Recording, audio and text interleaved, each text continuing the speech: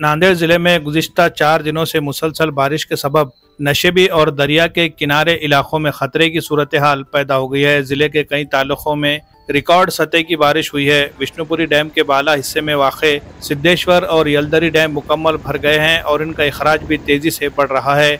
नतीजतन विष्णुपुरी प्रोजेक्ट के 9 दरवाजे खोल दिए गए और 54,000 क्यूसेक पानी गोदावरी नदी में छोड़ा गया, जो बढ़ाकर 1,25,000 क्यूसेक तक किया जाने वाला है। इसके सबब जिले के देहात और नांदेड़ शहर के नदी किनारे बस्तियों के लोगों को हाई अलर्ट रहने की हिदायत दी गई है। जिला कलेक्टर राहुल करडिले ने शहरियों से अपील की है कि वो गैर जरूरी तौर पर घरों से बाहर न निकले और हिफाजती हिदायत पर अमल करें।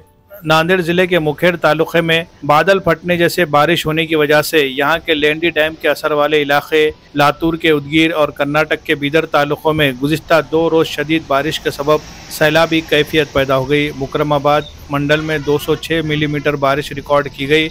इसके बाईस रावणगांव, हसनाल, बिगनोली और बांसवाड़ी जैसे देहातों में पानी दाखिल हो गया। रावणगांव में 225 शहरी फंस गए थे। हसनाल में 8 शहरियों ने किले की दीवार पर पनाह ली। रावणगांव की मस्जिद पर 4 और दरख्तों पर 8 अफराद फंस गए। भिंगोली में तकरीबन 40 अफराद पानी में घिर गए। SDRF, पुलिस और फौज की टीमों ने फौरी तौर पर कार्रवाई करते हुए इमदादी व बचाव का काम शुरू कर दिया। अब भी रावणगांव में तकरीबन 80 से 100 लोग पानी में घिरे हुए हैं, जिन्हें रात देर तक निकालने की उम्मीद है। अब तक तकरीबन 5 अफराद लापता है, जिनकी तलाश जारी है। मवेशियों का भी भारी नुकसान हुआ है। कलेक्टर ने कहा है कि पेनगंगा प्रोजेक्ट फिलहाल काबू में है, ताहम पानी का इखराज बढ़ सकता है। नांदेड़ इंतजामिया ने मुसलसल लातूर और बीदर के कलेक्टर से राब्ते में है और तेलंगाना के आबपाशी महकमे के साथ भी तालमेल कायम किया गया है, ताकि मुस्तकबिल में किसी भी नाखुशगवार सूरत हाल से बचा जा सके। अवाम से अपील की गई है कि वह सैलाब का पानी देखने के लिए भीड़ न लगाए, नदी नालों पर सेल्फी लेने के लिए जान खतरे में न डाले, बारिश से भरे रास्तों पर गाड़ियां चलाने से गुरेज करे। जिला इंतजामिया ने कहा है कि अवाम की जान की हिफाजत अव्वलीन तरजीह है और हर मुमकिन इमदादी व हिफाजती इक़दाम जारी है। रियासत में मुसलसल जारी मूसलाधार बारिश के पस मंजर में वज़ीर आला देवेंद्र फडणवीस ने आज वजारत दाखिला में रियासती आफात व नज़्म व नस्क कंट्रोल रूम में आला सतही इजलास तलब किया। इस मौके पर वज़ीर बराए आफात नज़्म व नस्क गिरीश महाजन, वज़ीर इत्तलात व technology advocate Ashish Shelar, chief secretary Rajesh Kumar और दीगर अहम ओहदेदारान मौजूद थे। इजलास में वीडियो कॉन्फ्रेंसिंग के जरिए तमाम डिविजनल कमिश्नर और कलेक्टर शरीक हुए, जबकि नांदेड़ से कलेक्टर राहुल करडिले, जिला आफात नज़्म व नस्क के अफसर किशोर कोरे और दीगर जिम्मेदारान ने बराह रास्त शिरकत की। वज़ीर आला ने कहा कि महकमे मौसमियात ने 17 और 21 अगस्त तक शदीद बारिश का इंतबाह जारी किया है, इसलिए तमाम सरकारी महकमे चौकस रहे। वज़ीर आला ने बताया कि गुज़िश्ता 2 दिनों में रियासत भर में मुख्तलिफ हादसात में 7 अफराद हलाक हुए हैं, जबकि कोकन और विदर्भ के कई इलाकों में भी खड़ी फसलों को भारी नुकसान पहुँचा है। इब्तदाई अंदाजों के मुताबिक विदर्भ में तकरीबन 2 लाख हेक्टर ज़रई रकबा मुतासिर हुआ है।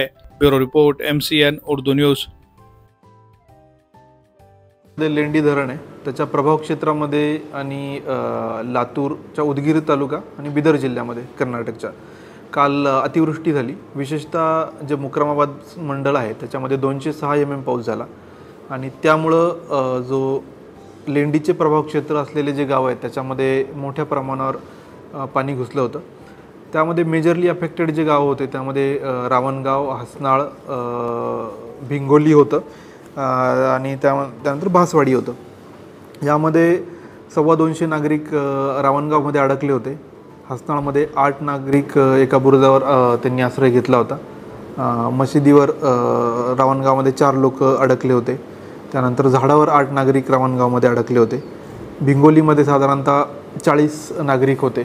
असं मोठ्या प्रमाणावर समस्या निर्माण झाल्या होत्या आणि पहाटेपासून मग रेव्हेन्यूची टीम, त्यानंतर SDRFची एक 45 जवानांची तुकडी 6 पासून या सगळ्या बचाव कार्यामध्ये आहे। त्यासोबत पोलिसांची क्विक रिस्पॉन्स टीम पण त्या ठिकाणी पोहोचली आणि सोबतीला एक बॉम्बे सॅपर्स आर्मीची एक तुकडी आहे, तिला आम्ही पाचारण केलं, ती पण ऑन द वे। तर या सकाळपासून सुरू झालेल्या ऑपरेशनमध्ये आतापर्यंत जे काही क्रिटिकल लोकेशन्सला अडकलेले लोक होते यांना SDRF टीमनी रेस्क्यू केलेलं आहे। आता फक्त रावणगावमधले साधारणतः 80 ते 100 लोक सध्या अजूनही वेढलेले आहेत पाण्याने आणि पुढच्या साधारणतः 1-2 तासामध्ये आम्ही त्यांना रेस्क्यू करू। यामध्ये साधारणतः 5 लोक मिसिंग असल्याची कंप्लेंट आहे, त्यांचाही शोध चालू आहे.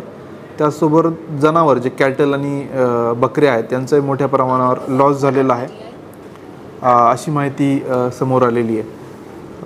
तर हे बचाव कार्य आमचं युद्ध पातळीवर सुरू आहे आणि आम्ही लवकरात लवकर यावर कारवाई करू. दुसरीकडं आपल्याकडं आता विष्णुपुरी डॅम आहे, त्यामध्ये कॅचमेंटमधला पाऊस आणि विसर्ग दोन्ही पण वाढलेला आहे. विशेषतः आपले जे वरच्या भागातले जे धरणं आहेत, सिद्धेश्वर आहे, येलदरी आहेत, हे पण भरलेले आणि तिथला विसर्ग पण वाढलेला आहे. त्यामुळे पर्यायाने आपण ऑलरेडी विष्णुपुरीचे 8 गेट ओपन केलेले आहेत. 94,000 इतका विसर्ग आहे, तर तो पण आपल्याला इमिडिएटली वाढवावा लागणार आहे. तत्काळ तो 1.25 लाखचा करायला लागणार आहे. त्यामुळं नांदेड शहर आणि या विष्णुपुरी म्हणजे डॅमच्या पुढचे नदीकाठचे जे गाव आहेत यांना सतर्कतेचा इशारा दिलेला आहे. आपण सतर्क राहावं. जे आपल्याला मेसेज येत आहेत प्रशासनाकडून त्यावर लक्ष ठेवावं आणि त्या पद्धतीने प्रशासनाला सहकार्य करावं. कुठल्याही अत्यंत महत्त्वाच्या कामाशिवाय घराबाहेर पडू नये, हा सगळ्यांना माझं आव्हान आहे. त्याचसोबत जे आपलं पैनगंगा नदी पैनगंगा प्रकल्प आहे तिथंही आम्ही लक्ष ठेवून आहे. सध्या तरी परिस्थिती नियंत्रणात आहे, परंतु पाणी वाढू शकतं आणि त्यामुळं जे नदीकाठचे गाव आहे त्यांनी सतर्कता राखावी. आमची सगळी यंत्रणा आता ग्राउंडवर आहे आणि सर्व आम्ही परिस्थितीवर लक्ष ठेवून आहोत. तर सगळ्यांना हीच विनंती आहे की आपण सगळे जे काय मेसेज वेळोवेळी येत आहेत त्याच्यावर लक्ष ठेवून सतर्क राहावं. आता हे विसर्ग जे आपण विष्णुपुरीतून करतो आहे, तर पुढं आपल्याला तेलंगणामध्ये पोचमपाड धरण जे आहेत तर त्याचं पण व्यवस्थापन करावं लागणार आहे. त्या अनुषंगाने तेलंगणाचे जे इरिगेशन सेक्रेटरी आहेत त्यांच्याशी पण चर्चा झाली आणि ते पण आपल्याला सहकार्य करतात डिस्चार्ज मॅनेजमेंटमध्ये. त्याचसोबत बिदर आणि लातूर कलेक्टर यांच्याही आम्ही सकाळपासून संपर्कात आहोत.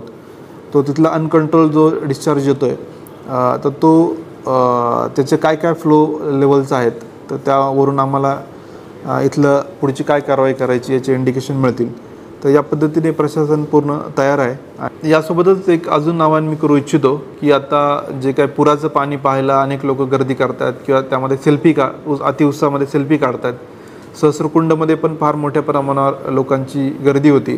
तर माझी विनंती की आपण कुठलाही धोका न पत्करता अशा पुराच्या ठिकाणी जाऊ नये. अतिउत्साहाने सेल्फी वगैरे काढणे प्रकार आपण कृपया करू नयेत असं मी सगळ्यांना आवाहन करतो. त्याचसोबत आपले जे काय धरणांसोबत इतर ठिकाणी जे अनकंट्रोल कॅचमेंट आहे, नदी नाले ओढे आहेत, याला पण पाणी आलेलं आहे. बरेचदा रस्ते मध्ये पण ते पाणी रस्ता ब्लॉक झालेला आहे अनेक ठिकाणी. त्यामुळे या कुठल्या प्रकारचे आपण व्हेकल याच्यामध्ये टाकू नये हे पण मी आवाहन करतो आणि आपला जीव धोक्यात घालू नये हे सगळ्यांना आव्हान आहे. कृपया आपण सर्व नागरिकांनी याच्यामध्ये प्रशासनाला सहकार्य करावं. धन्यवाद.